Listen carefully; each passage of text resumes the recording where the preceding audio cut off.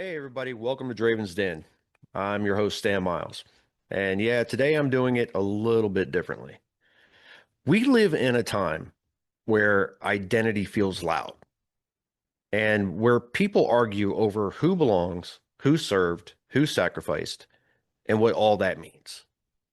But long before hashtags and headlines, there were men who carried multiple identities without ever announcing them. A Barona tribal member, an American serviceman, a radio operator flying in the Pacific Theater during World War II, a man who would witness history from above, not as a politician, not as a general, but as a quiet observer transmitting signals while the world changed beneath him. Charles Charlie Curo. Tonight's family thread isn't about myth. It isn't about rewriting history. It's about honoring the complexity of it. Because when Native Americans have served in every major American conflict at some of the highest per capita rates of any group, the question isn't if they were there. The question is, why don't we talk about them more? This story is of one man, but it's also about service, about legacy, about carrying more than one flag in your heart. I hope tonight we shed a little bit more light on some of the unspoken stories through his granddaughter, Mandy Curo. She's going to give us some insight on what it was like in the 1930s being a Native American. Welcome to Draven's Den. Mandy, thank you so much for answering the call to share part of your family's story. Hi. Before we get into it and to your grandfather's story, tell us a little bit about you. Who is Mandy Curo? Minuea, Mandy Chuhi, Barona Kopayam, Charlie Kuro, Nyakuachis. Hi, everybody. My name is Mandy Curo, and I come from Barona, and Grandpa Charlie is my grandfather. So let's see, me. I'm 46, and I live on the Barona Indian Reservation. I'm pretty into my animals. I'm really into music. I'm into history. So that's a little bit about me.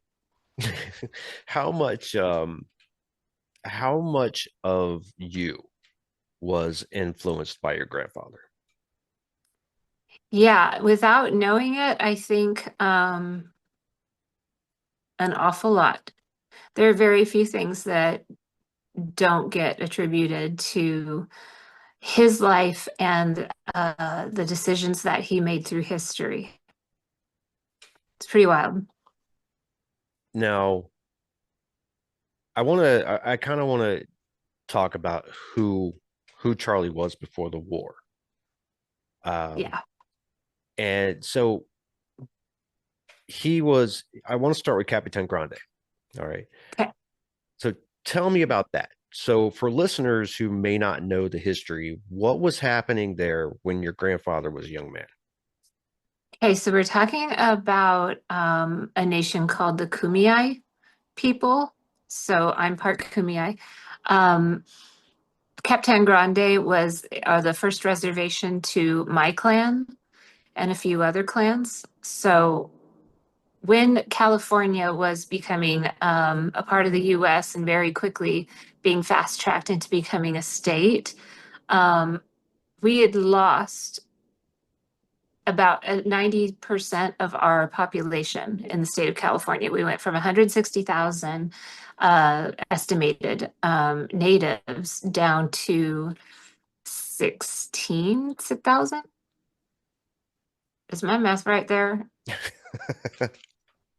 It's a ridiculously small number, and it happened over just a decade, so a very small period of time. So those of us that were not killed in what we call the California genocide, nobody really knew what to do with us, and so the idea was let's round them up and put them on a dot on the map somewhere where it's very hard to thrive, where it's hard to get the sustenance you need, and hopefully we'll never have to think about, these types of people again. We won't have to be faced with the history of what happened. And that was the idea behind reservations. So my people, out of the mission period and the Rancho period, we decided that the safest thing for us to do, if we hung around, certain crowds, we were probably going to end up killed. Tragedy would strike. Or if we tried to run, there were dangers there too. So we had asked permission to go to Capitan Grande. It was a place that we were already using as a village site on occasions, and the San Diego River runs right through there. And so it's a beautiful land. And I love to go there. Even today, we drive down in our Polarises and our trucks and hang out by the water. No longer a place anybody lives, but we certainly do have access to it. So um, we went there and we stayed there for a good long while. And it was recognized federally as a reservation. So when Grandpa, born on the Capitan Grande Reservation, I think that's something that's pretty significant, in his life to have to be relocated again. Because you always think of these things as like way, way, way in the past. And the truth is, it wasn't that long ago, It's only been in the last 100 years that Native Americans are allowed to vote in their own country. So um, when you put it in a timeline, these things are wild. So he grew up, was born at Capitan Grande and was part of that boarding school era and moved to Barona in 1932. So we were displaced. Grandpa, along with, all of the other ancestors, had to leave their territory, their home, because the government went looking for a water source and they found it right where they had placed us, some years back. And so there was a bit of back and forth about that, trying really hard to fight for our right to stay. But long story short, Stan, they wanted it, we had it, it was taken. Right. The weird thing about us is that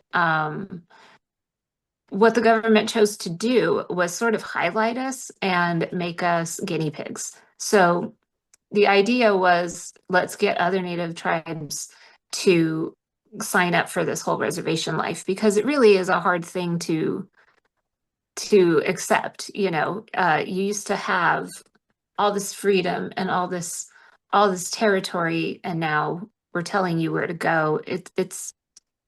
There's certainly some hesitation there. So let's take this one group of people and let's make it look a little more glamorous, So they gave us a certain amount of money to leave. The idea behind that was assimilation. Hopefully, some of the families will go down and sign up for the lifestyle that, Americans are doing, any of these neighboring towns, and get a home. And little by little, they'll forget that they were ever Native American. What ended up happening is the majority of the people pulled their money together and bought land so that we can stay a family and that we can keep our traditions alive. So 1932, nobody's got a lot of money, in that era. And then for us, I mean, it was certainly a first. And the priority for my grandfather and great grandmother and people of their generations was not, wow, look at, we've got this incredible amount of wealth, and opportunity. It was, how do we keep our people together? I just think that decision right there is so impactful on my everyday life. I am a result of that moment in history, of them deciding we need the family to stay together and we need to keep our traditions alive. And so they contributed all their money to buy Barona, this reservation here. So that we're talking 1932. And it's pretty cool that Grandpa got to be a part of that and to come to a place that supposedly was going to be our forever home. And so, what are we in 2026? And so far, so good. Well, so it sounds like the living on a reservation. I mean, you've got the bad side of it is because you were more or less forced there, but you got the Yep. good side of it because you're still a tight knit Yeah. community, you know. I want to say that it is exhausting to be a Native American and to see everything from two different perspectives. That's hard. That's mentally challenging. It is the idea of a reservation that you were segregated, and it wasn't the kind of thing where you got to come out and hang out with me, or I got to go down the road and get Starbucks with you. It was you. This is your spot. Don't cross your border.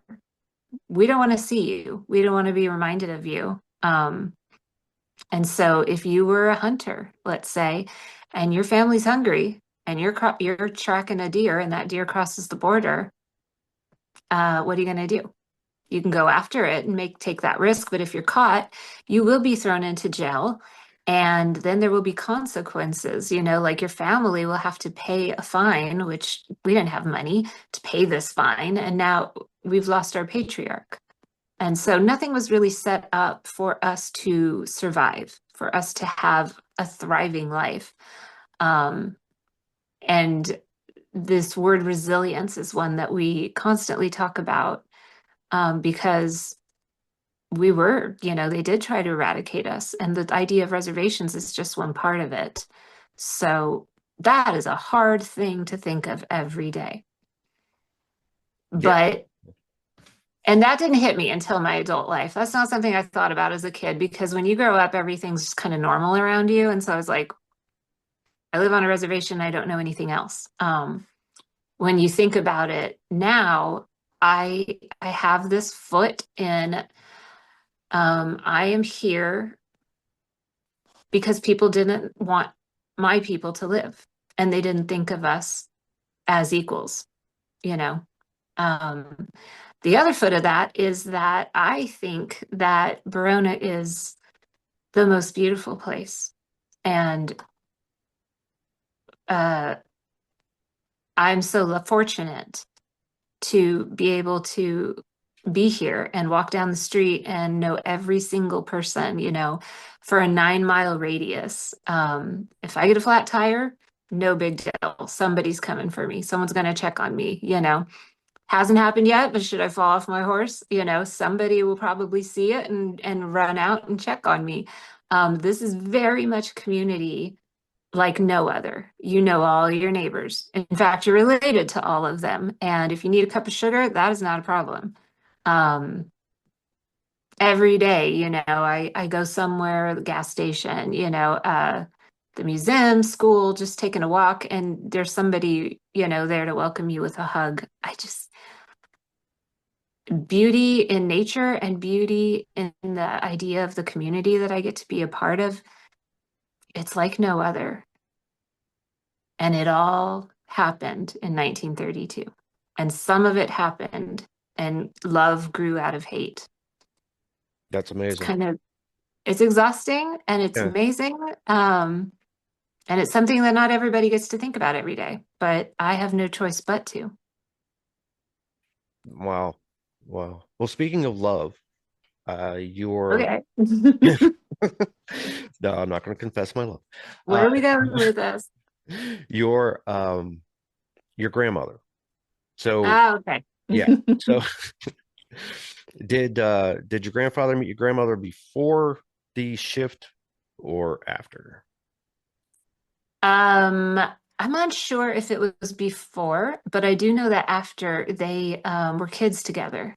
Hmm. So my great grandfather, Papa Jack, was a bootlicker, and he brought liquor to the reservation. So needless to say, he was a friend to the native people. And one thing that we just do, what are you laughing at? The term is bootlegger. I always okay, bootlegger. Lager. Gotcha. Sorry. That's why I It's was okay. that's why I was It's okay. laughing. But go ahead. I've gone 46 years saying bootlicker, so Oh, poor guy. Okay. poor guy.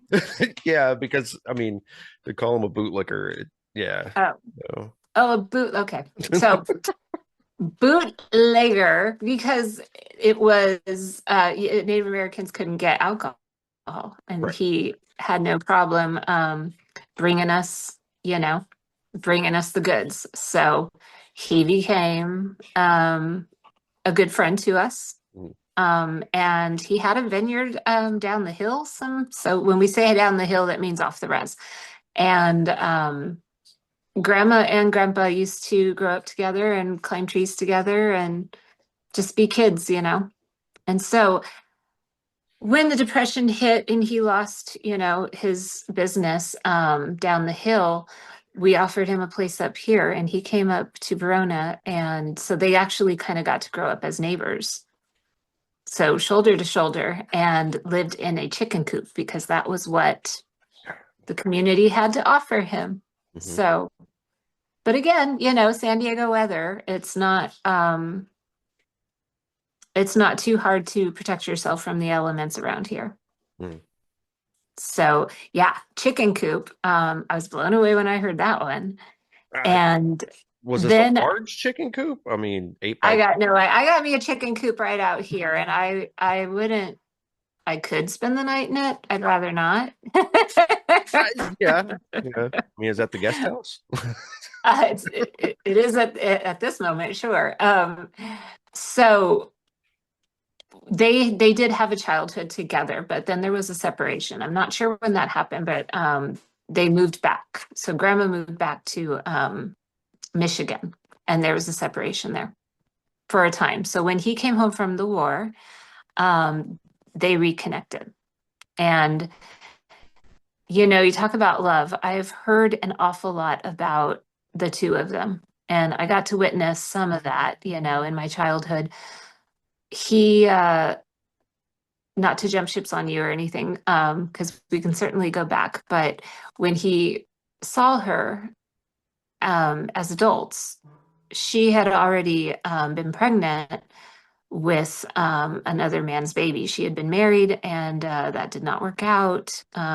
He left her. So she came back to California looking for a change. And grandpa said, I'll marry you. And she started crying and she said, No, you can't, Charlie, because I'm pregnant. Mhm. And he said, I couldn't care less. So that's how we got the first of the first of four. One, two, three, four, five, first five. And Johnny was born and he married her and paid no attention to the fact that that wasn't even his child. And I also heard from my uncle that he'd be playing music because music was a huge thing for him post-war. And, something about a man who can play guitar, and sing. And so he had a lot of attention from the women, and he would shake his head and say, "No, I got Edie, baby," um, and that was really cute. Some people said that they remember him playing music, and my grandmother, um, oh, not canning. What's this one where you go forward and back? Oh, you were talking to the wrong person. I danced like a Okay. newborn gazelle. So, yeah, I'm not the right person to ask that one. Well, clearly I'm exposing that I'm not much of a dancer either. But anyways, just like he would play and she would dance in the living room. Nice. And that's what they remember. That's what I remember, to be honest, is the music. Nice. Okay, so let's rewind again and go back to Let's go back like what, 50 years? Well, so We're time traveling today. yes, yes, we are. But you were talking about Johnny, and Yes, he enlisted himself. he did. Was service something that was modeled in the household? I'm not sure about in the household, but I can speak for the community that even today, it is something that has always been very um, respectful. And we are a patriotic group, and we do have a love for our land and our people, and a desire and responsibility to protect the things that we love. So we do have a lot of people who have enlisted. And Grandpa was no stranger to that. And then later in life, Johnny did too. Now, at some point, the world was at war. What led Charlie to enlist? A lot of natives enlisted because it was an opportunity to get room and board. It was hard to find employment. Again, we're talking about inequality. So not cool to be an Indian. Not cool. It's hard to find employment. So this was something that they could do. It would pay, and it would give them a skill, and it would give them a roof over their head and some food. So that was one of the motivations for a few, for some. But as far as Grandpa's concerned, his was out of responsibility and duty. When my dad asked him, why did you choose this path? His answer was, this is my country. This is still my country. It's my country too. So that prompted dad to write a song about it. Literally called It's My Country Too. So I can say with confidence that that is a direct quote from my grandpa.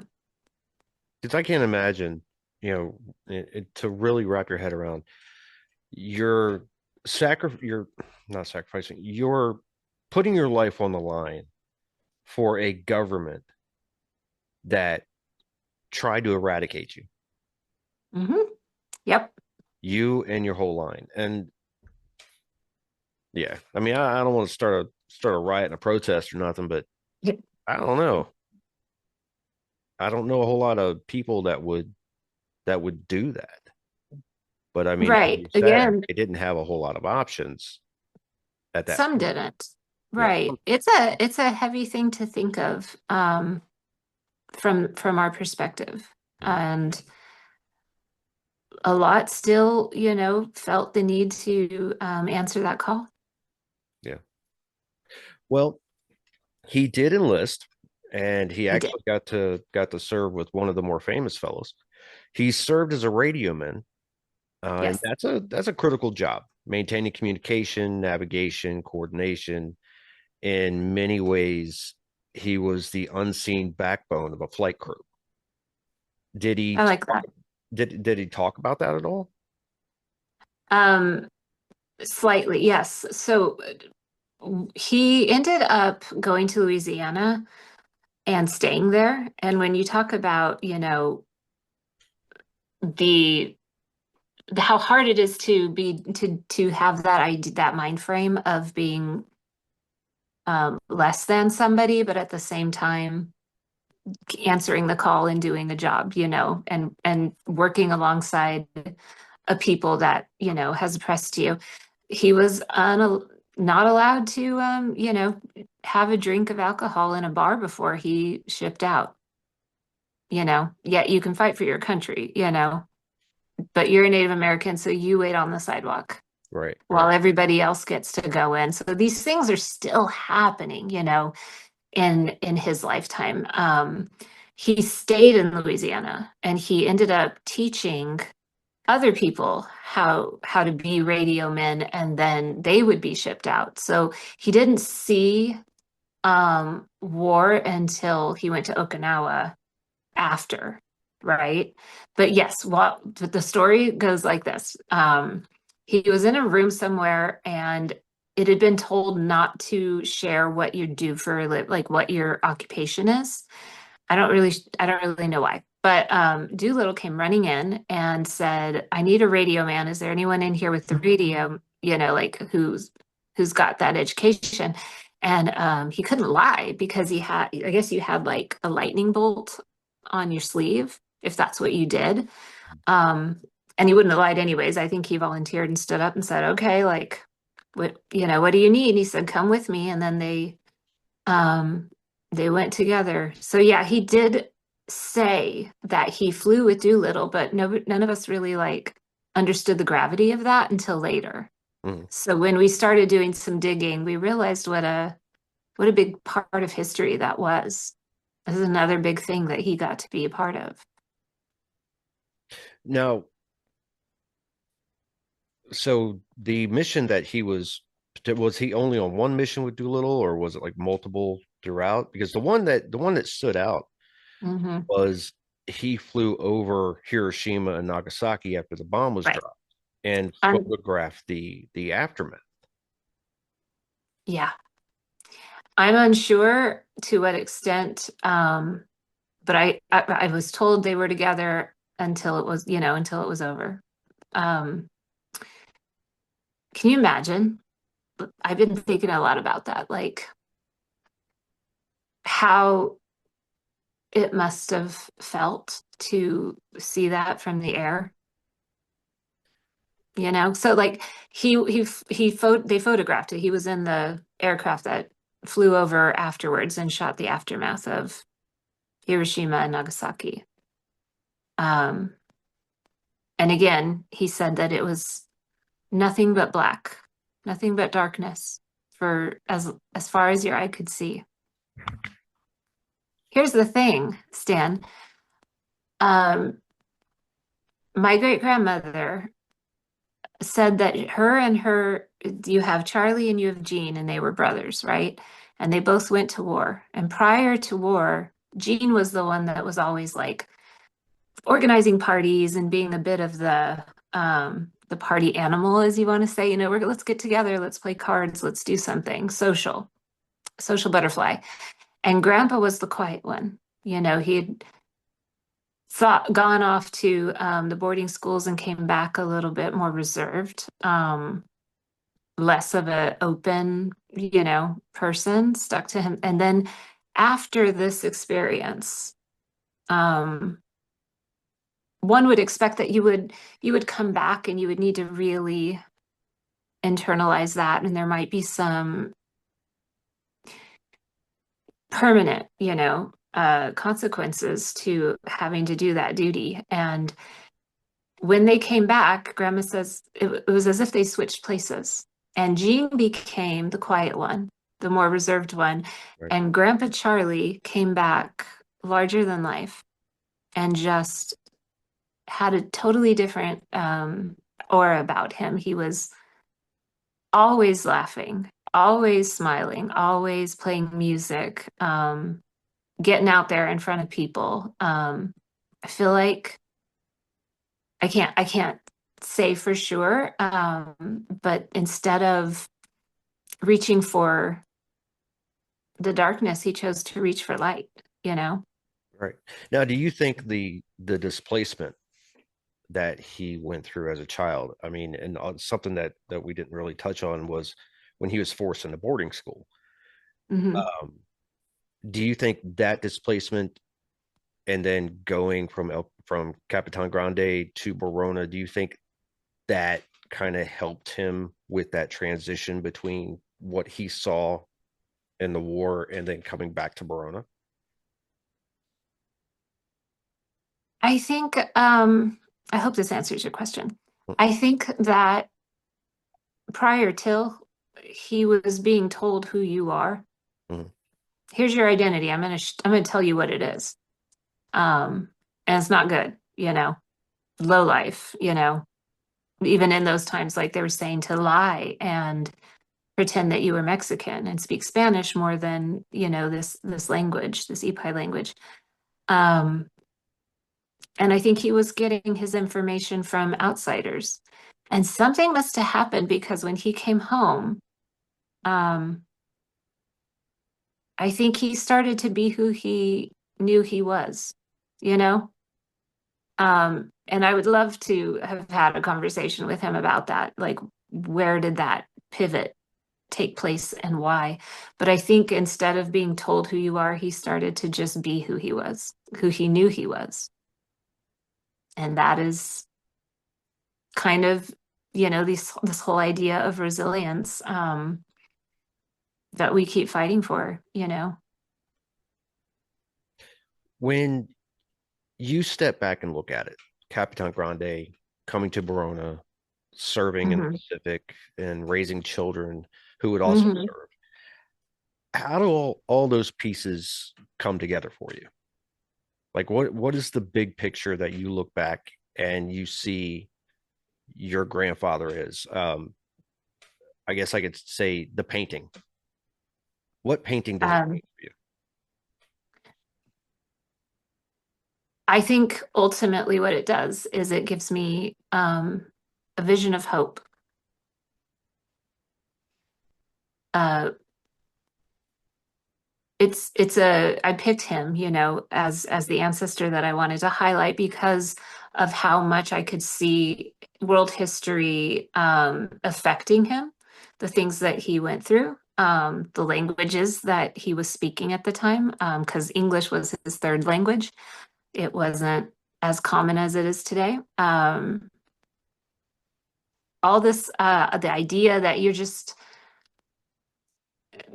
barely even a human, and you don't get to be treated with humanity. And yet to come out of all that and to see one of the darkest things I think that the world has ever done, and to turn towards love. He came home, and he started a family and always present. So I've been asking a lot of family members this, what do you remember? What do you remember? They remember what I remember, joy. They remember laughter. They remember music, and community. And so, how they say you are what you do, you are what you see, you are what you eat. Right. I think he made a choice and came home and just like reached for what is positive, what is good, and lived out the rest of his life that way. That's amazing because I mean that's like a complete 180 from what happens to some people, when they return from war. Right. It's the opposite of what Yeah, you would expect. absolutely amazing. But we're getting ready to run out of time. Gotcha. So I want real quick, since you are a musician, I would like you to shamelessly plug yourself. And Oh, okay. I could do that. yeah, so tell us where to So find you and listen to your it, awesome music. I appreciate that. In everyone around here, this is a community and you find your niche and you figure out what you can do.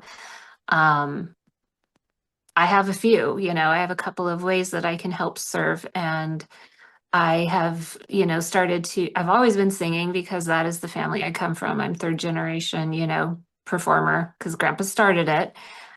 He was in bands and played like and sang like Elvis. And then his children did the same. And it's just something I've always been around. So music, but every family in the world sang like us, and performed and because that was what was normal to me. So I didn't really know any other way. Mhm. And I'm grateful for that because it's such a big part of, how I serve and healing and creative thinking. So I like to sing. I like to, my favorite thing is the songwriting. And then I play guitar, starting to learn to play the banjo. That's pretty cool. And yeah, so I play around San Diego County and I'm trying to play in multiple languages. I'm combining my love for the Ipai language and the fact that I'm um, really working hard to become a fluent in this language because it's extinct. Grandpa spoke it perfectly. My dad had the privilege of growing up being exposed to it, but here nowadays, it's really uh, not extinct, but endangered. And so I'm combining all of these things to help my people get more exposure and to the language. So, yeah, I can be found, on YouTube. You can just Google me. My website is mandycuromusic.net. And you'll find our latest project, which I think is pretty cool. It's called Let's Sing Ipaya. So I'm playing my music in music videos in English and also in my native language. Not an easy thing to do. No, God, I can't imagine. um, Can't imagine it is. and you can find them, here and there, but ultimately look for them on YouTube. So That's awesome. thank you for allowing me to plug in. Yeah, of course, of course. Well, Mandy, thank you so much for being on Draven's Den and telling us about the legacy of your grandfather. That's Yeah, I just want to say I really do like this podcast since I found it, and I like the idea of taking history and saying that it still matters today, and here's how, and here's why, and even on like a individual, like this is your family line, or in a huge public historic setting, it all matters. thank you, Mandy, so much for coming on Draven's Den and telling us about the legacy of your grandfather. That was truly a great story. And I'm sorry we got cut off at the end there, but you were just telling me how great my show is. So, yeah, we all know that. Nah, just kidding. Anyways, but yeah, no, those stories really, really matter. And they keep us connected to a simpler time, but oftentimes more difficult. But it shows us the resilience of our people, or of the human race. And I'm sure there's a lot more stories out there that would really put spotlight on how much we've gone through just to be here today and some of the valuable lessons that we could learn.